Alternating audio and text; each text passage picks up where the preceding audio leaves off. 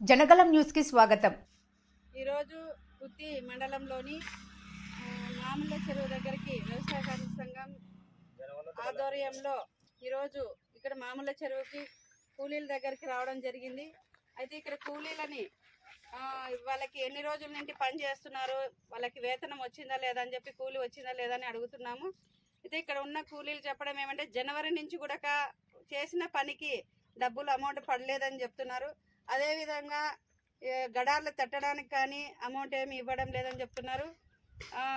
ఇక్కడ ఏమి ఎటువంటి వసతి కూడా లేదు, టెంట్ లేదు, మజ్జిగ లేవు, నీళ్లు లేవు. మరి ఇలాంటి పరిస్థితుల్లో జనవరి నుండి పని చేస్తూ బిల్లులు రాకపోతే కూలీలు ఏం తినాలని చెప్పి మేము ఈరోజు డిమాండ్ చేస్తున్నాం వ్యవసాయ కార్మిక సంఘంగా సిపిఎం పార్టీగా.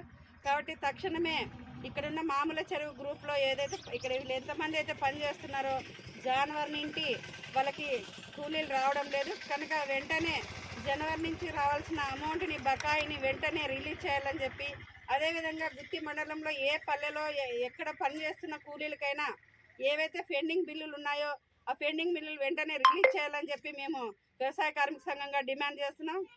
అదేవిధంగా ఇప్పుడు ఏవైతే జనవరి నుంచి కూడా బిల్లులు రాలేదంటున్నారో వాళ్ళకి రాకపోతే భవిష్యత్తులో ఎండిఓ ఆఫీస్ దగ్గర ధర్నా కూడా నిర్వహిస్తామని చెప్పి తెలియజేస్తున్నాం.